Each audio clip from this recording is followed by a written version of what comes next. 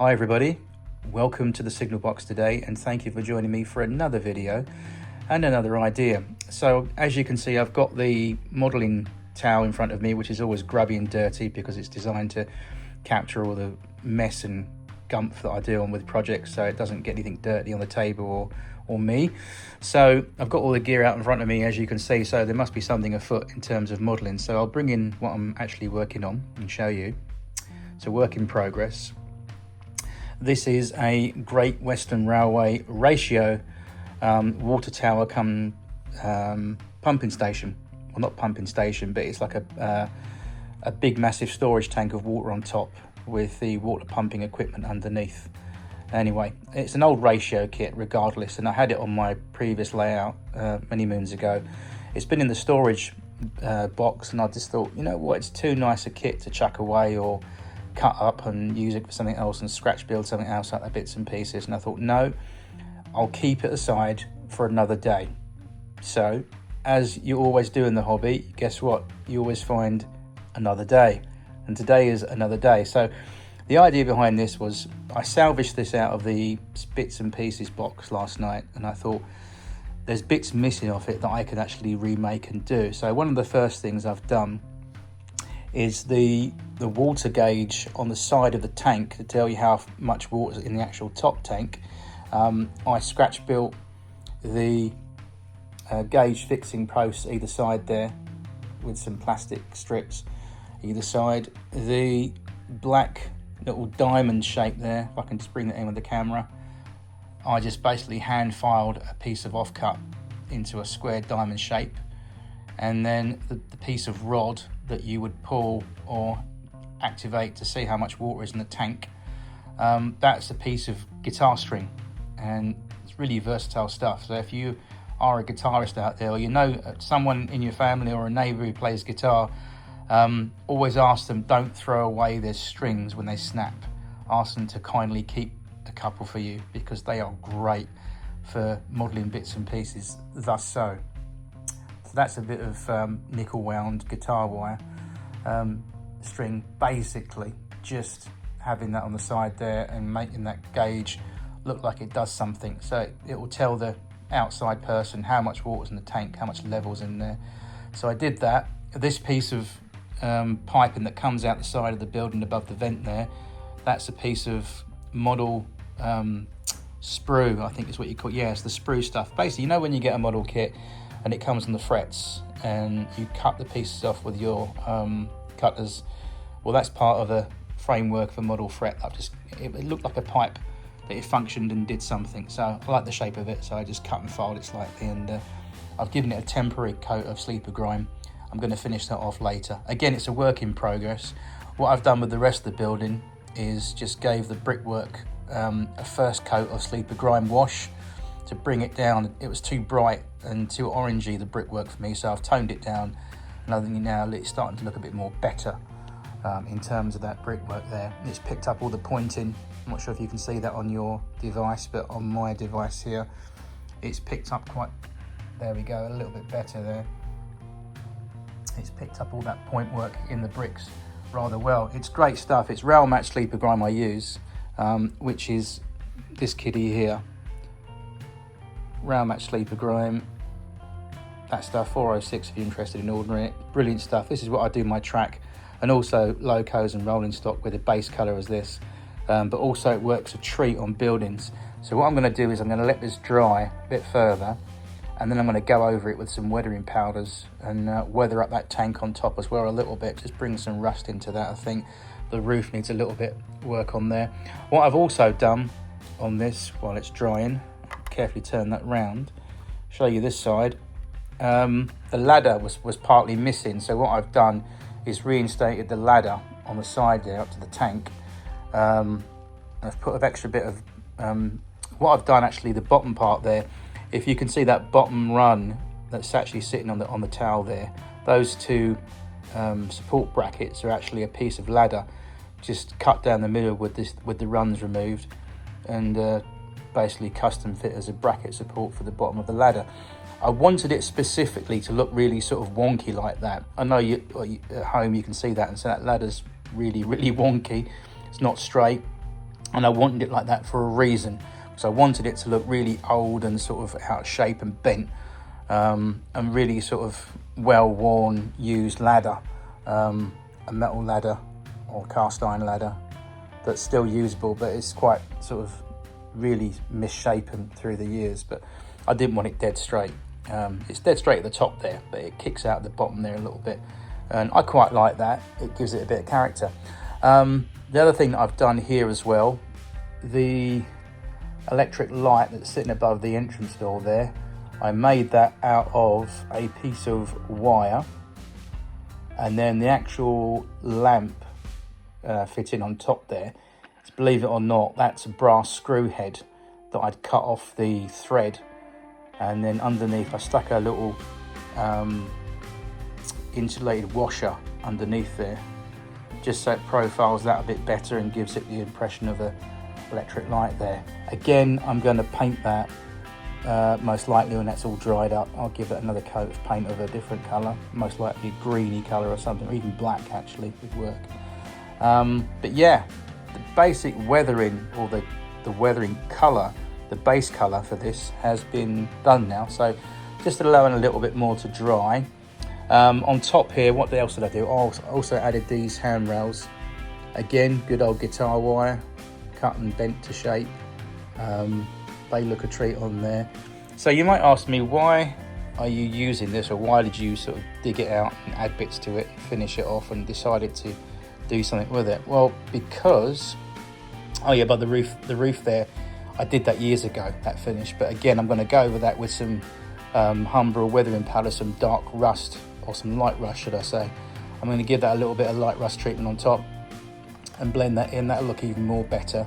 So I wanted to look as though it had been there for donkey's years, but it was still in use, as were most things of railway nature back in the old 60s.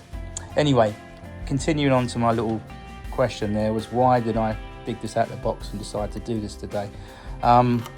Basically because the water tower that I've got, the water tank that I've got on my current layout that you normally see, that I take down and put up every single weekend normally, the Bachmann Scenecraft one, it's slightly fallen to bits, and it's a bit too clunky and chunky for my liking in that space. It sits next to the driver's book-on point behind there, excuse me, and it just really looks too much, to me, out of scale. It's a big old thing, big enough, but it looks too clunky behind there. This will fit nice and neat behind my little driver's book-on point. I love the versatility of this as well, in terms of size and the base of it. Just that will sit nicely on the deck and it will look nicer, and I think that's a perfect little addition there, and that will look nice. Once I finish this all, I'll give you another video to show you it in situ, and the rest of this will be painted. What I'm going to do is I'm going to get some cream coloured paint and paint that black diamond,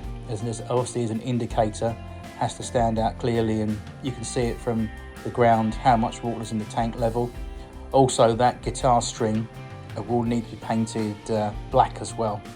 Anyway, that's a little update. I've also, while I'm doing the update today, I'm going to show you something else I've been fiddling around with. I got this out of the spares box as well. It's a really, really old building. This is an old quick, what is it now? Super Quick, that's it. It's a Super Quick card kit. And I must confess that I didn't actually put this together myself. I got it off of eBay, but it's been sitting in my spares box for many, many years off of the old layout, and I thought it's too good to chuck in the bin, or to leave in the bag. So what I'm going to do, I'm going to just sort all this out around here, possibly repaint it, just touch up that area, and I think it's great for a background building, possibly something in the distance, just for a little bit of relief possibly. There's nothing really wrong with it. It's a little bit scuffed, it's very dusty, it needs a clean, it needs a little bit of tidying up. Last night I actually re-braced this chimney. There's a little bit of lolly stick poking out the bottom there, but this chimney was all squished in because it's very flimsy, very, very flimsy card, paper-like material. So what I did was simply got a load of lolly sticks, glued them all together and stuck them down the chimney, underneath that chimney cap there, and just re-braced that chimney. So that's all stiffened it up a little bit better. but it still needs a little bit of work, so that's another little project for another day. But I do need to clean this up, and it's not half bad. It's meant to be, was it Greystone's farm? It's meant to be a farm building, but I think it's something like a library or school building type, or even a doctor's surgery, something like that.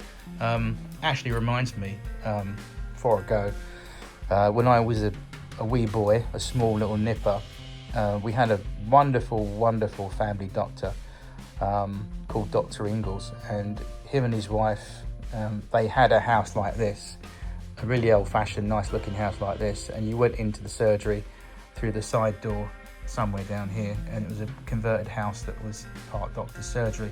Lovely old house, still there today, obviously, but someone's obviously bought it and reconverted it back. But I remember when I was a kid going to a doctor's surgery, and it was a bit like this. But anyway, a little build-in for the layout, possibly. I'm gonna do something with this. I can't not leave it in the box anymore. Although it's a bit tatty, I'm sure, as you can see, there's glue marks there. So what we can do, we can put some little bit of vegetation around there and sort that out. We can tidy it up. We can, you know what I'm like, I can do a few things here and there and make it look half decent. So yeah, so a little project for another day, I thought.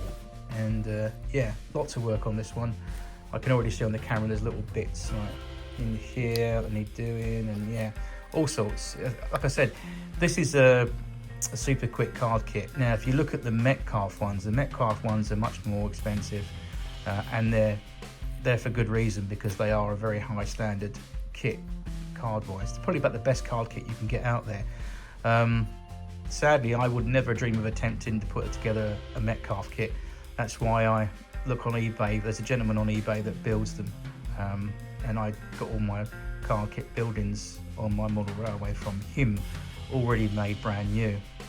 My loco shed and the brewery, for example, are two classic examples of those lovely Metcalf kits. But this is a super quick kit. They're very flimsy, not flimsy, but not the best card kit you can get, but they're sort of substandard. So if you see these about on eBay and they're in good nick, it's worth getting them if you're stuck for a card kit.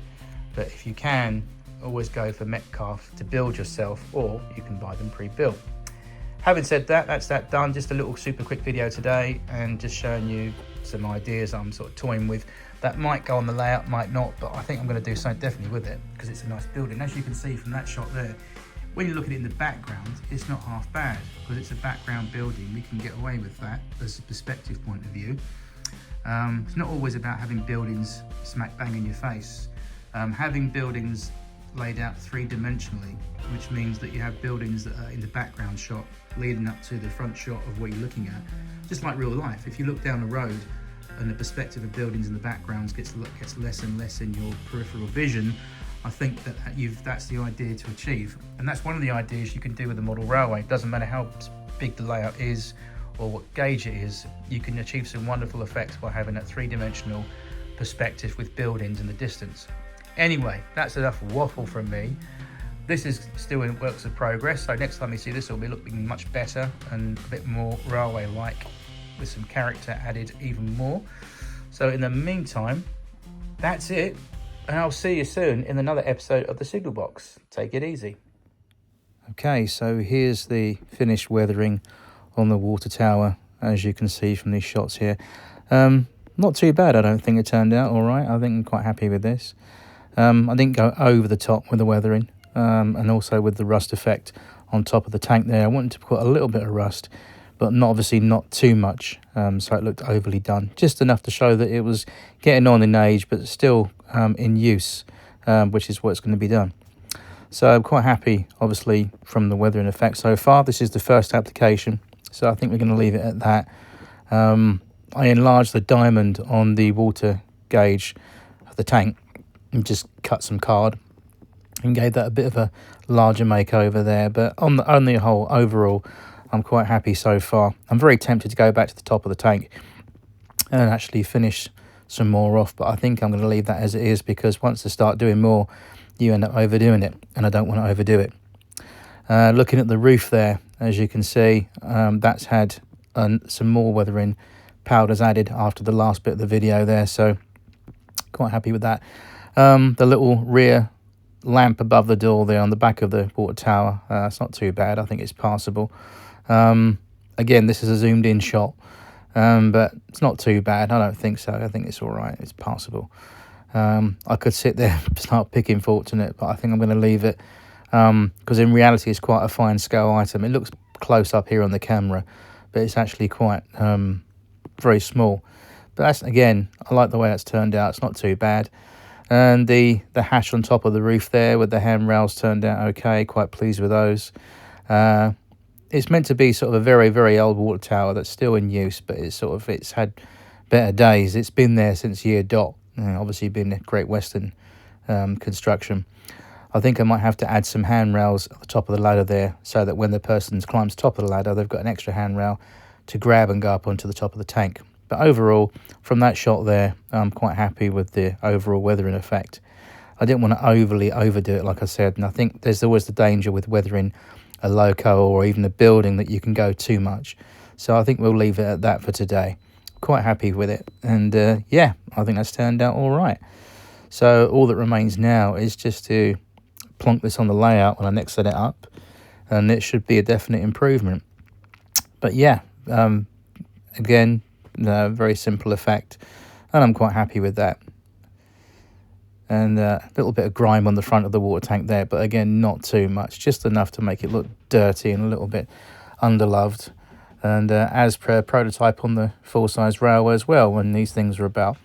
But anyway, I hope you've enjoyed my little second part of the video today, and I definitely will catch up with you again on the next video of the signal box, when this will be on the railway, and hopefully all should go well. See you soon.